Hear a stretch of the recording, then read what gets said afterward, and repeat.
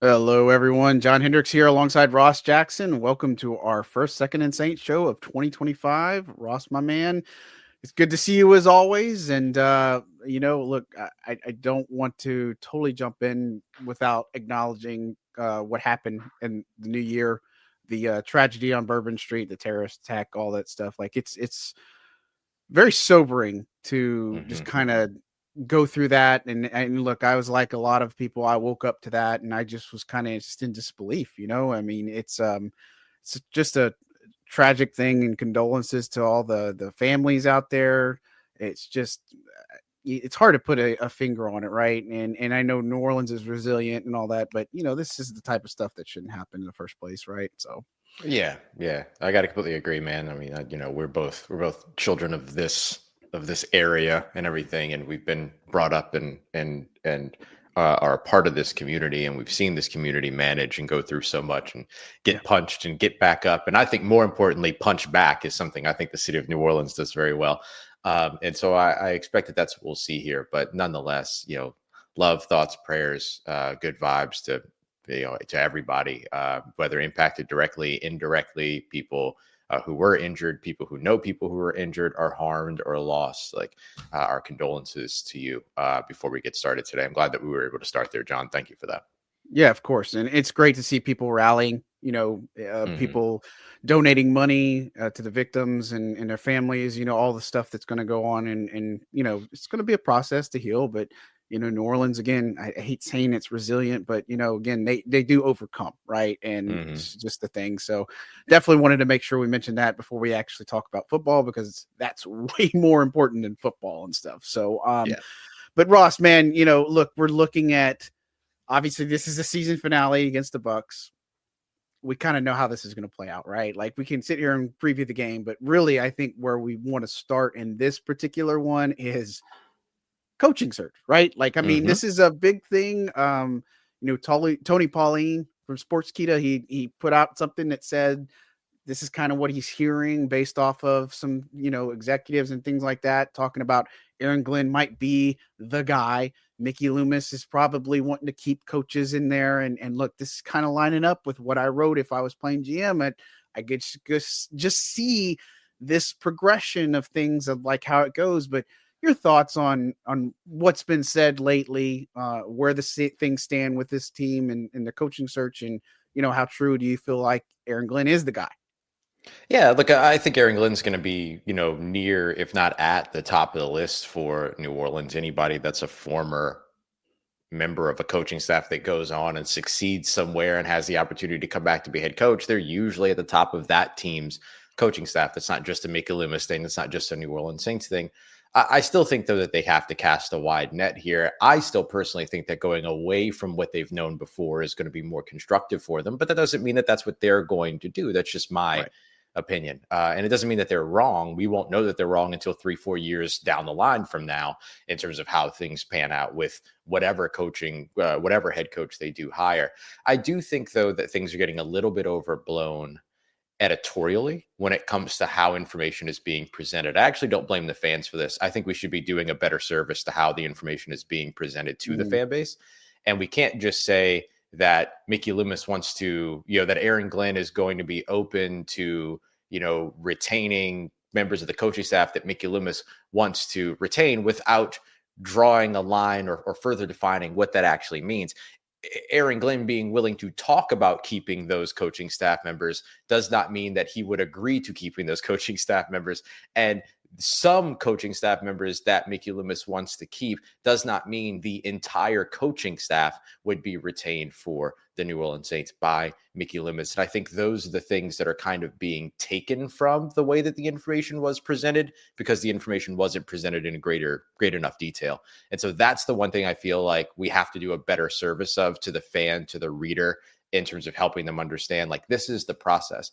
There could be anywhere between 1 to 5 to a majority of the coaching staff that Mickey Loomis could be interested in keeping. And Aaron Glenn being open to those conversations does not mean that he would agree to that as a stipulation of taking the job. Those are two different things. And so I think we got to be a little bit better about how we have the conversation around what some of these things might mean. But I could absolutely see a world in which the Saints hire Aaron Glenn, give Clint Kubiak another year.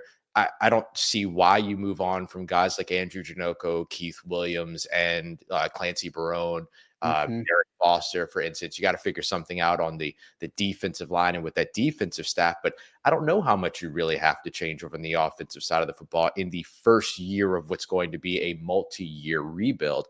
Or when it comes to the coaching staff, excuse me. And so I just wanted to kind of highlight that as like when you're hearing these rumors and everything like that, you might be forced to dig a little bit deeper based upon how the information is being shared. Yeah, and absolutely. And I think the way people look at it is, well, Mickey Loomis is calling the shots. He's going to say whoever is going to do this and all this other stuff. Like, I think that's kind of what the takeaway was in people reading this. And look, I don't get the sense that Mickey is not going to be the one that leads this. We've been saying this for months. Now, whether that's the right decision or not, again, we're probably going to find out in a couple of years, but it all makes sense. It all tracks that if Mickey's the guy, he will have some input, a lot of input, and work hand in hand with the coach, which he has done for years, going back to Sean Payton. Now, him and Sean butted heads a lot. You know, DA was probably more of a guy that, okay, I have some thoughts. Mickey has the final say on a lot of things, right? And so, look, I think for this, it does make sense, right? And we've talked about they got a $40 million decision to make on Derek Carr. If they bring back Kubiak and Janoko and some of these guys and say, okay, we like this offensive style, we're going to chalk this up to injuries, we're going to chalk this up to all these other things, which they might do. I'm not saying it's the right move. It just sounds like that is part of the course, business as usual, or what they believe that they can do. And look, I'm not going to sit here and tell you that that's the right move, right? Because Ross has an external candidate that has nothing to really do with the Saints. I have an external candidate that has nothing to do with the Saints either. You know, I have two, you have two. And so look, it's nothing against Aaron Glenn, but I think what people get hung up on, and we talked about this plenty on the other show, our previous shows, is it feels like for people that Dennis Allen 2.0 is what Aaron Glenn is. And mind you, Aaron Glenn's never coached in the NFL, like as a head coach.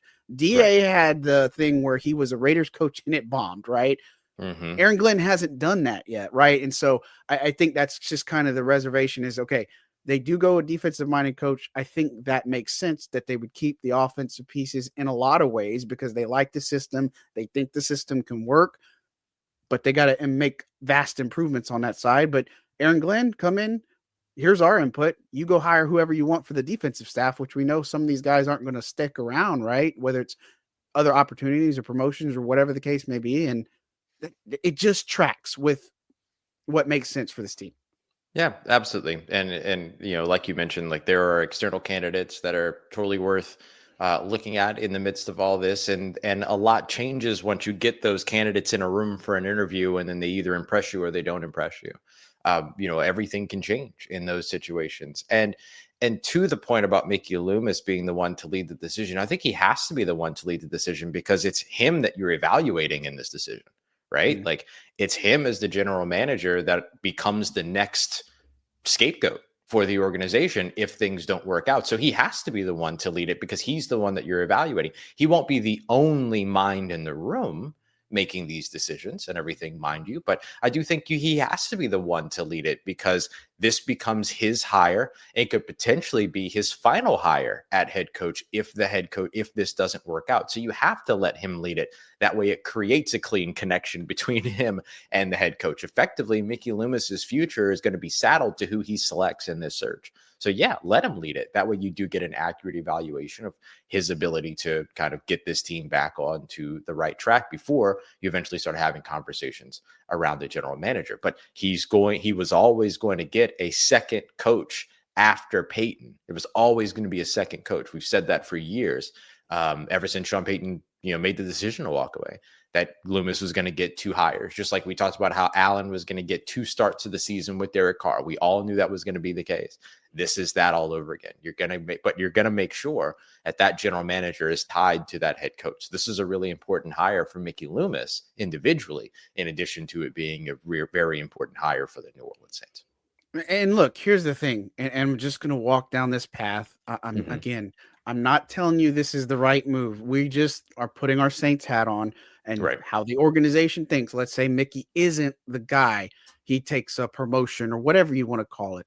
They still have Randy Mueller in the building. They have Dave Ziegler in the building. I don't think it automatically would just go to Kai Harley. I don't think it would go to Michael Parrington. I don't think it would go to Jeff Ireland. I think they'd say, we would just put the guy who we feel like is going to be best there. But they do have a lot of candidates in the house in house that could do it. Hmm. Mm, Even if Mickey's not the one directly calling shots and as the face as the GM, I still think he's going to have a lot of input, whether he gets promoted or whatever the case may be. I'm just saying that's kind of how it would Yeah. end up going. So it's not like I'm saying they open one door and then here comes another door. Like, you're not going to get a fresh, brand new candidate. I think what they want to do is stick with familiarity and work with people that they know and can trust and can, again, can we compete in this crappy division? That's all they're trying to do. And they feel like they can. And then again, I'm not telling you it's the right decision. I don't think it's necessarily the right call. I think that most fans want them to blow this thing up, but blowing this up doesn't necessarily mean that, Mickey's not involved and that, Derek Carr's not your quarterback and all these other things. Like people want to just say, oh, we'll get rid of all the veterans, right? Like you can't Good do luck. that. Yeah, you're going to end up with 2014, and then financially you can't do it. Like it's just fascinating that people have this, mindset or this wrong mentality that you can just get rid of everybody and things are fine. Just doesn't happen. Yeah, I think at best you're going to those veterans and asking them to take pay cuts. You know Yeah. what I mean? Like you're going to Cam, you're going to Demario, you're Yeah. potentially going to Tyron. Might be a little tough with Demario and Tyron because they technically took pay cuts in 2024 in order to get additional guaranteed money in 2025. But there's probably ways to work through all those things. I think you're probably going to Taysom Hill about a pay cut as well, especially if he's not going to be on the field at the beginning of 2025, which would be a big surprise if he was. And so I think that's a one of value that you could potentially go to. You have young players that you can restructure, and Eric McCoy, Cesar Ruiz, Carl Granderson, and all that. You've got additional moves that you could make that end up saving you some money in terms of players that you can move on from that might not be a part of this team's vision in the future. All those other things, depending upon who that head coach is. There's more than enough sensible ways to make money that don't require you taking on and just replacing or increasing your debt in the situation. And so there's lots of different ways for them to go about it. So yeah, I'm with you. Unless any of those veterans are retiring, I don't expect them to be headed elsewhere, but I also don't expect their contracts to look the same as what they look like now for 2025 going in. So that's kind of where I would see them kind of walking that line. And I think I'm with you on, I could see the Saints viewing it that way. I personally, and this is where this is where I'm going to shift a little bit from what I think the Saints will do to my opinion, which is worth as much as you're willing to give it, I guess. But, turning to former staff members of the Oakland and Las Vegas Raiders, probably not the fastest path to success. You know what I mean? Right. And so like, that's where I would go, yeah, I think at the general manager spot, you got to look somewhere else, but like you said, it doesn't mean that they will. They're going to want Mhm. people that are familiar with what they've been doing, how they've done it, all those other things. I think the leg up that Kai Harley has is the money situation because he knows how to get in and out of all those situations. And so maybe that's a spot where it goes. But is he around after this year? Does he get hired away somewhere? There's going to be other general manager openings and he gets interviews every year. He was a part of the advancement program again this season. So there's a lot of different things to look at when it comes to that as well. And so, I think I echo the concerns when I hear names like Mueller and Ziegler and all these other folks and stuff like that. Like I completely get that. And so I want to acknowledge that, but that's the difference between maybe what my opinion is versus what we think the Saints will do, because those two things aren't going to always align. Yeah, and again, the biggest question mark is Derek Carr, his contract. Hmm. Like, there's financially, they have to make that decision, and again, it's not like you can designate everybody for post June 1st cuts. And even if you do that, you're still having to carry that salary until it's June 1st. So it like limits you a good bit here. And look, is Derek Carr is he a $40 million quarterback? I mean, come on. The reason why that's the case is because they restructured him last year, right? Right. Like, I mean, that's the main reason why his cap hits. This is how the Saints operate. Like, this is a thing. And look, they could potentially get a 1-year stopgap quarterback, whatever you want to call it, a filler. They're not going to get top tier guys. Like you're going to have either, And there aren't presumably, if any. it's not Carr, you're going to get somebody who's Spencer Rattler or maybe a slight upgrade of that tier. But I think when you look at this roster and how they shape it, am I going to take 5 wins of Derek Carr? I'm going to take 5 wins with Spencer Rattler. If the financial situation helps build you more to the future, I'm going to pick Rattler because this team isn't going to go to 10-7 magically. You're not going to turn around from 5-12. And yes, they're going to lose to the Bucs on Sunday. I'm not going to turn around from 5-12 to 10-7 just like that because they say, oh, we'll keep Derek. We'll make these adjustments, and then magically our injury situation. Like, this is not make-believe land. Like, this is not a fantasy thing. This is the reality where they're at. And they got some decisions to make, and there's some players they just cannot, like, you can't cut them and save money, right? Like, you just can't do that. It's some you can pick up a few dollars here and there, like a Cedric Wilson Jr., maybe a Nathan Shepard, a Colin Saunders, a Jamal Williams. Those are 4 off the top of my head that you might be able to swing a little bit of money, but you're still going to owe them money too. And so this is the boat the Saints are in, but most of this centers around, is Derek Carr your quarterback in 2025 or not? Yeah. And that's going to be up to the head coach, right? Like that's going to be their decision because that head coach is going to be tied to whoever the quarterback is. Now, I will say if that's partly true. I think that's partly true when it comes to this situation because of the specific financial situation that the Saints are in and how Derek Carr's money pertains to that, which I will say you can designate Derek Carr post June 1 transaction, save the $30 million in June 2nd, and still get to around $9 million under the salary cap and be compliant with the salary cap at the new league year. There are ways to do that. And then the additional $30 million opens up June 2nd, as you were describing, John. It's just that it requires a lot of restructuring, a lot of players. You'd have to make a lot of moves that end up just kind of continuing your situation as opposed to improving your situation. So it just depends upon which one it is. I think, though, that if the Saints were to stick with Derek Carr going into 2025, you give effectively that head coach a free year at that point, right? You're Pretty just much trying to get a culture established. You're trying to get a glimpse of what it is that you have and what needs to change and what needs to adjust. And then you make more wide swath changes in 2026.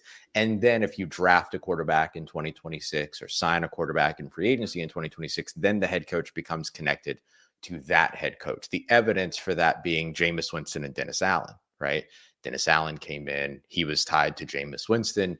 But when Jameis Winston was moved on, or not really moved on from, but when they decided that Jameis Winston wasn't going to be the starter, which was early in that season when they turned things over to Andy Dalton, Dennis Allen wasn't tied to Jameis Winston's success. He became tied to Derek Carr's success in his second year. And then he lasted about a year and 9 games after that. And so I would see the Saints kind of going the same route to where it's okay, and this is what a lot of head coaches want. They want patience, right? Because they either haven't, because when you're hiring a head coach, you're either hiring a head coach that's failed somewhere else, or you're hiring a first-time head coach. Both of those coaches want patience because they either feel they didn't get it in the last place. Every one of them will feel that way. Or as a young person, they're going to say, well, I kind of have to grow. I need time to grow into the job, right? Figure it out, learn the ins and outs of it and stuff like that. Same kind of grace that Sean Payton was given. And so then that would mean you get that no matter what with that first year of Derek Carr. Then you go into your second year and kind of get the pick. And then you get 2 years after Derek Carr because you'll get 2 years with your quarterback.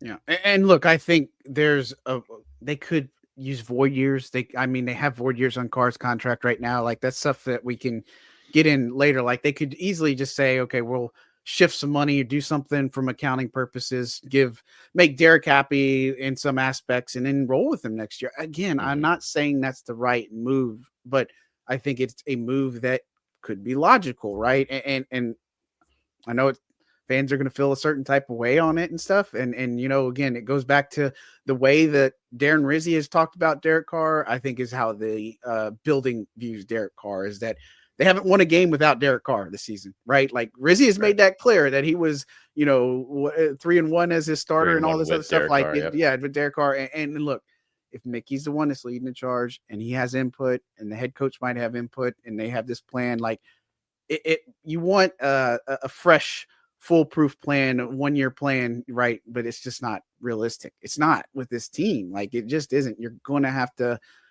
get creative. You're going to have to be patient. You're going to have to figure out what you're going to do with some people. I mean, you mentioned veterans. I mean, Cam, we knew that that's a situation where you have to adjust his contract. He just can't make the money he makes with what type of the way his cap hit is and all that stuff. It just doesn't make sense. Ryan Ramchek's deal is still out there. People forget about that. They got to lower his base salary if they can, and then he's probably going to retire. Like, he's not going to come back. You know what I'm saying? So there are things within this in layers, I guess, if you will, for this salary cap. And it's not as simple as saying, cut this guy, cut this guy, cut this guy, and then just roll with it. Like, you got to field a roster. You can't just say, I'm just going to stack undrafted free agents in this entire thing. Like, it just doesn't make sense for a team to do that. So I don't know. They have an opportunity here to at least steer the ship in the right-ish direction, but how that looks like, what that looks like, I don't know. I'm just telling you, and Ross is telling you, based off of what we know about this team and what the tendencies are, this is probably the play, right? Like, not saying it's the right one. So I want to see him go fresh. I want to see him go fresh. I want to see them, somebody who's of a different tree. Like, I don't want to deal with some of that, stuff. And that's why my guy was Anthony Weaver, I mean, that was just a guy. Great, I do. He was Dolphins. He comes from the Harbaugh tree. Again, just somebody who's very well respected. Nobody knows who this guy is. He hasn't coached a game, but I just know that between him and Baltimore and Miami, this is a guy that is going to get a coaching job. He interviewed extremely well with the Falcons Commanders last year. And so, look, again, Vance Joseph was my other play, right? Like, Vance Joseph just because the familiarity with Kubiak system, right? Like, that's a Kubiak guy. I'm not saying that's the right one, but when you just say in fantasy land, like, I'm going to get Ben Johnson or I'm going to definitely get Mike Vrabel, it's not as simple as you guys want to make it out to be. Yeah, my two were outside of the ones that we expect, the guys like, Aaron Glenn and Mike Vrabel and stuff like that. My two are Liam Cohen, who the Saints will get an opportunity to see again this weekend. He's somebody that the Saints know. He checks the somebody that Mickey Loomis knows box. He was apparently in the mix, if I can borrow from Nick Underhill's phrasing there, from 2022 before they went back to Pete Carmichael at OC. If I remember correctly, they didn't offer him the job, but obviously a lot has changed. This is exactly how Dave Canales got his job over with the Carolina Panthers. He got a year with Baker Mayfield in Tampa, did a great job there, and then ended up taking over and across the division. I could see Liam Cohen potentially making a similar leap if the Saints show interest in him. And then the other guy that I really like is Brian Flores. And one of the reasons why I like Brian Flores is because Flores also has a lot of familiarity with Kubiak and the Kubiak system as a whole. And as the kind of head coach guy is incredibly aggressive, which I think would bring the better parts of Clint Kubiak out than the conservative nature that we've seen the team rely on this year. Yeah, I agree. And again, those are fantastic suggestions. One that I do want to throw out there, and you probably know where I'm going because it's surfaced up. John Gruden's name. Oh, yeah. Everybody's like, let's put 2 and 2 together because he had that thing with the Saints where he kind of advised, consulting role, as DA called it, and all this other stuff other things that came out from that. Is that a legitimate area or that they would explore? Or, you wrote on this too. There's a lot John Gruden has to overcome to be a head coach again. Yeah, absolutely. I mean, look, this is a guy that resigned in disgrace from the Las Vegas Raiders after emails were found that contained misogynistic, homophobic, and racist language in those emails and stuff like that. And that's not an easy thing to come back from. I don't care how long ago it was, when 90%, 80% of your locker room looks like the people that you disparaged. People are going to remember that, I imagine. And so that's going to be the tricky part when it comes to any type of John Gruden conversation. But I know that teams are kind of doing their homework, I think is the word that Tom Pelissero kindly chose when it came to that. I'll say it more outright.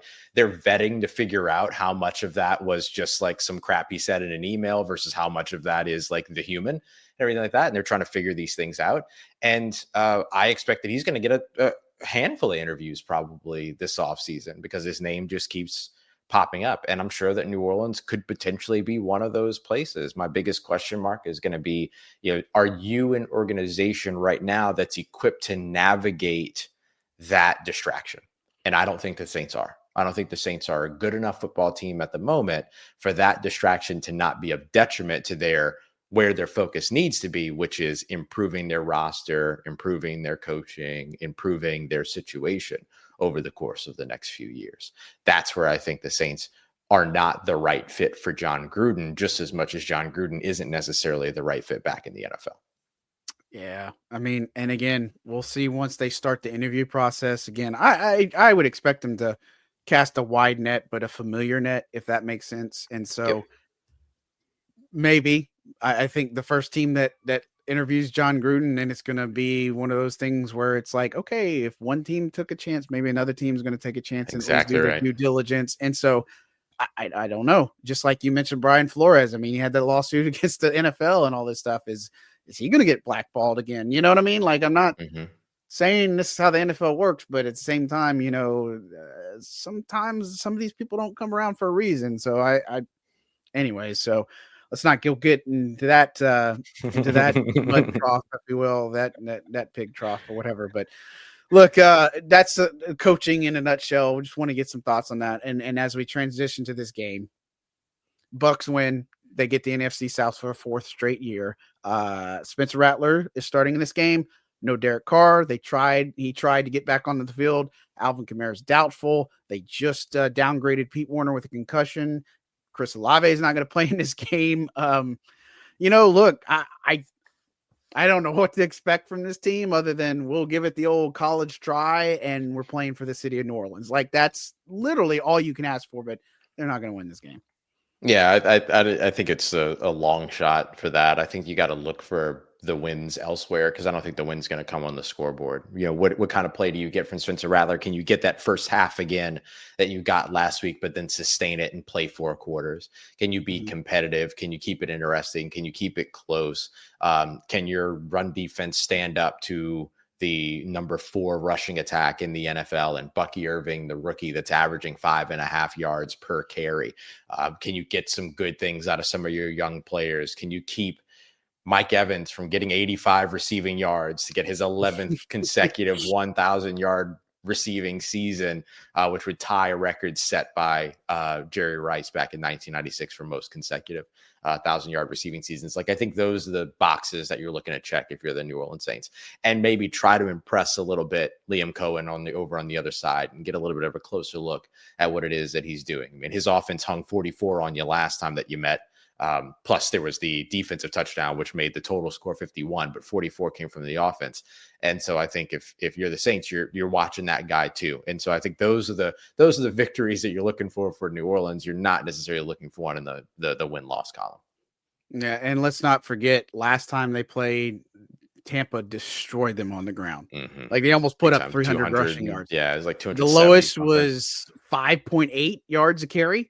And I think that was Bucky Irving. Like, it was bad. Even Baker Mayfield was averaging like 9 yards a carry in his 3 attempts. But that was a kind of like an ominous, like, okay, this is a precursor to the Saints run defense. And we've been proven time and time again this season, they're not good, right? Like, the Saints run defense, whether it's scheme, assignment, gap, like however you chalk it up to, it's not there, right? And for the Bucs, Baker Mayfield is playing exceptionally well. And I it's crazy to think he didn't make the Pro Bowl.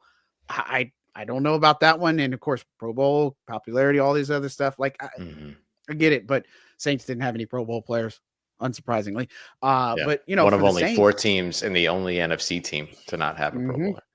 Yeah, but keep doing what you're doing, right? Like, I mean, come on, y'all. Like, it's just, if this is not a sobering thing for this team, I just don't understand what will be this entire season. But anyways, I digress. But the Bucs, look, they got it on offense. They can really make something of this. The Saints have had trouble stopping the run. I mean, they gave Amir Abdullah, who's almost 32, his first 100-yard rushing game, the career high, and he's been in the league for 10 years. Like, and even before that, like, almost a no-name guy in the Packers was running on you. Like, this has been a problem all year, and every running back that's come in, all respect to them because they're very extremely talented. I'll never be a running back in the NFL, but they've let these less than running backs on paper, talent wise, just run all over them. I expect the same thing for the Bucs here.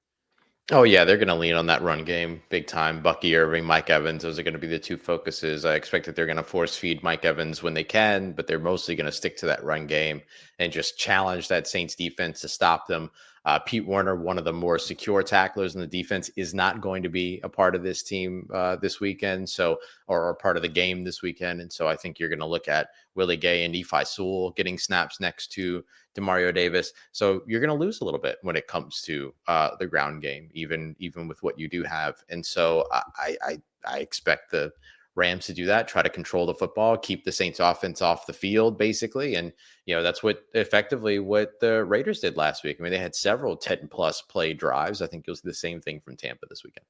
Yeah. And look, on the offensive side, we're not surprised that Chris Olave is not playing. Like, we never expected to see him back in the first place. And the only way, and I think we said this on past shows, but the only way is if the Saints were in the mix for a playoff, spot, which was out the window several weeks ago. And so, again, I don't know. Spencer Rattler has said they just want to put a complete game together. And again, what that looks like, if you can move the football some and put up some points, then I feel good about that. Like, I think that if you can put some points up on the board, like they have not been good in the scoring department, right? Like, if you can get over 20 this game, I feel like that's a win. I think if Spencer Rattler can toss a couple of touchdown passes, I feel like that's a win for me. But, Tampa's defense is going to be chomping at the bit in this one. They're going to try to do everything they can to knock off this rookie quarterback, and it's been a struggle and a problem all year. And again, I just hope it doesn't get as ugly as it has been in these past several games, because this team just, I don't know what glimmer of hope you want, right? Like, it just doesn't seem like there's anything there to constitute and saying, okay, well, they're just going to magically put it together, spoil the Bucs from getting into playoffs, and Atlanta's going to get in. Come on, y'all. Let's wake up a little bit. Yeah. And at the same time, losing this game is unlikely to improve their draft stock. They have the Chicago Bears and the Las Vegas Raiders and the New York Jets are really the only team, or I guess, and the Carolina Panthers that could effectively potentially jump them, I guess. But they don't really have a big area to move. They can't really get any further down than 8. And they currently sit at 10, which, if this were a draft with better quarterbacks, that would make a difference, because your draft value and pick value and all those other things would kind of be boosted if there were a quarterback left on the board. So being 2 picks better just increases your opportunity to have that quarterback on the board, whether it be that second tier, first round quarterback, like a Penix Jr., like a Bo Nix from last season. Like, you can get some capital moving back in that situation. But this year's class as a whole isn't a very strong draft class, and some positions are stronger than others, and the positions that are strong are ones that you don't have to invest in too highly because the positions are so deep.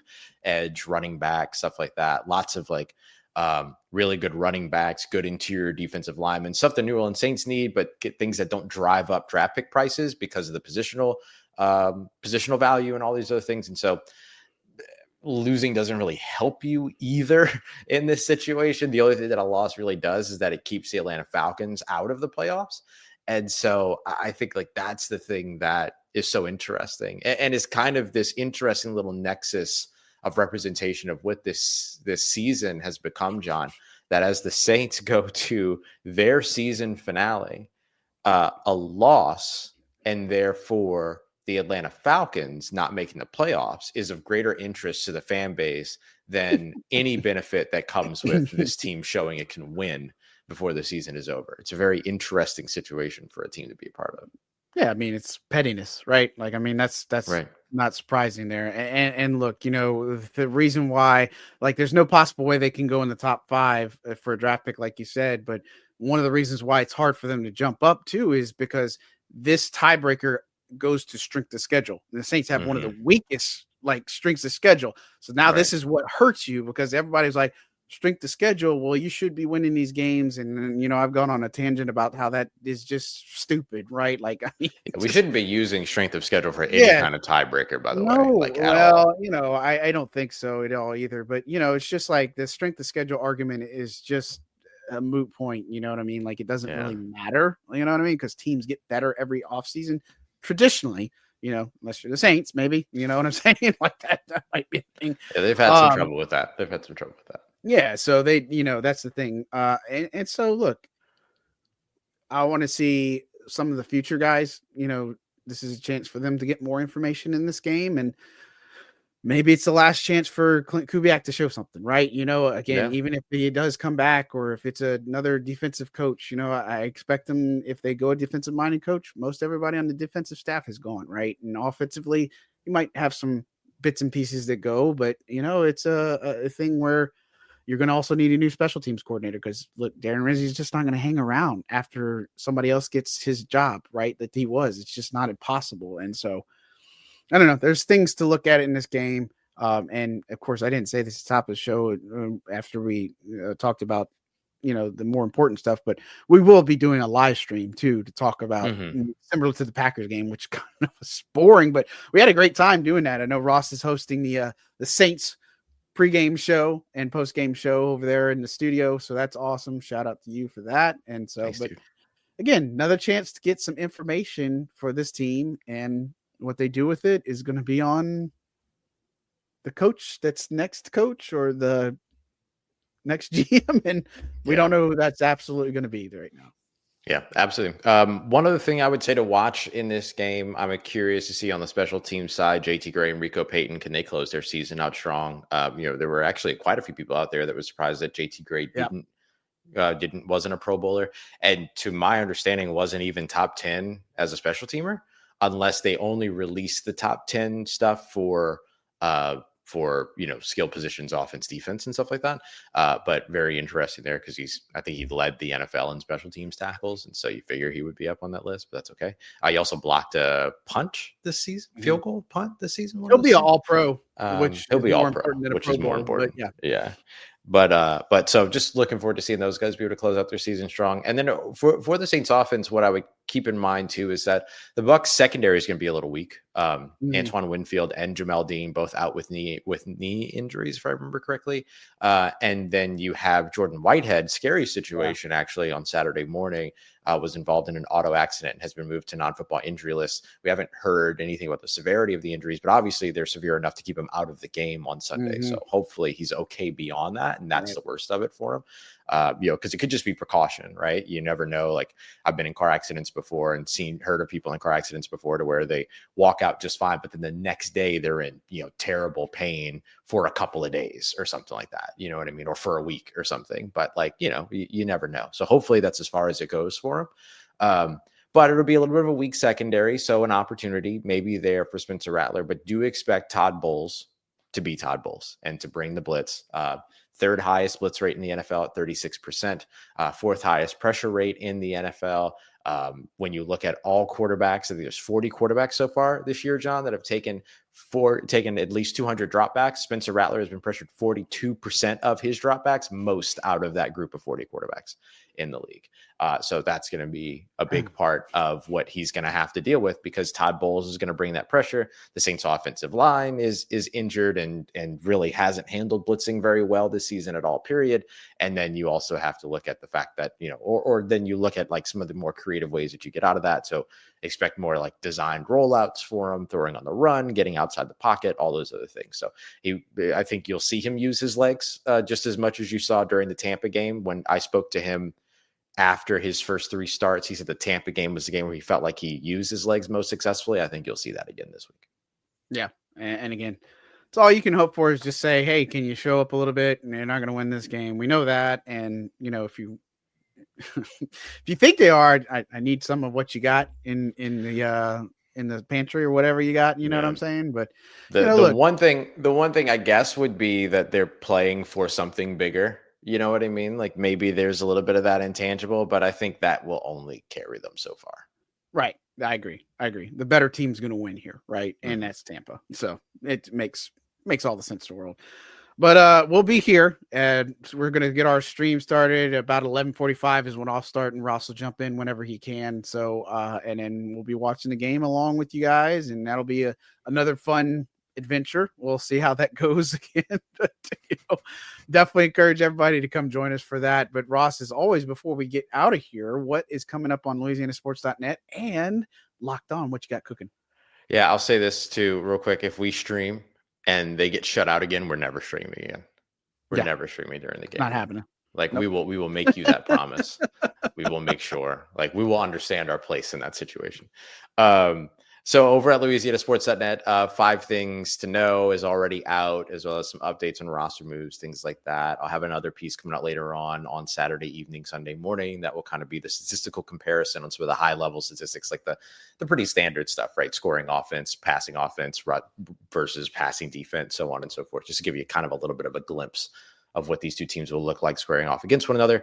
And then over at Locked On, kind of the audio version of those things. But I also want to do before Sunday's game a little bit of a musing, kind of similar to what John and I just did on like what is being reported about Mickey Loomis and the New Orleans Saints coaching search, and then trying to translate it into what the way that NFL teams actually look at some of these things, as opposed to just like the quick reporting on it. And so I'll take my swing at that, John, and see how it goes over at Locked On Saints. What you got coming up over at Saints News Network? Yeah, looking at the things we want to see improve in 2025, like a few areas where the Saints need to improve, not just like a giant list, but 3 specific areas where the Saints should improve next season to have a better outlook, right? And that's one thing I'm looking at, and some building pieces around 2025, obviously. And then once you get in the offseason, again, it'll be fun. We got end of the year pressers, and it'll be locker room clean out. That's always a weird one to deal with and stuff. But a lot of information we'll gather on that one. But then we'll get to hear from Mickey sometime next week and hear what he has to say. And you can take it with a grain of salt. You can believe him, or we'll see what happens. But, we'll be there to cover it. And a lot of stuff coming on Second and Saints this offseason. I'm super excited for it. And, look, we really appreciate you guys tuning in. And don't forget to like and subscribe. We're just in the baby steps of 2025. We got that live stream on Sunday, and then we'll do our post game at some point, and then we'll figure out where we go from there. So, but we're not going away. We're going to be here very much and such. And so, other than that, Ross, my man, I really appreciate you as always. And look, again, don't forget to hit like, subscribe, and if you have anything for us, hit us up. Our DMs are open, emails, all that good stuff, and we will talk at you very soon, and come hang out with us on Sunday. Y'all have a good one, guys. Thanks so much. On behalf of Ross Jackson, John Hendricks signing out. Love you.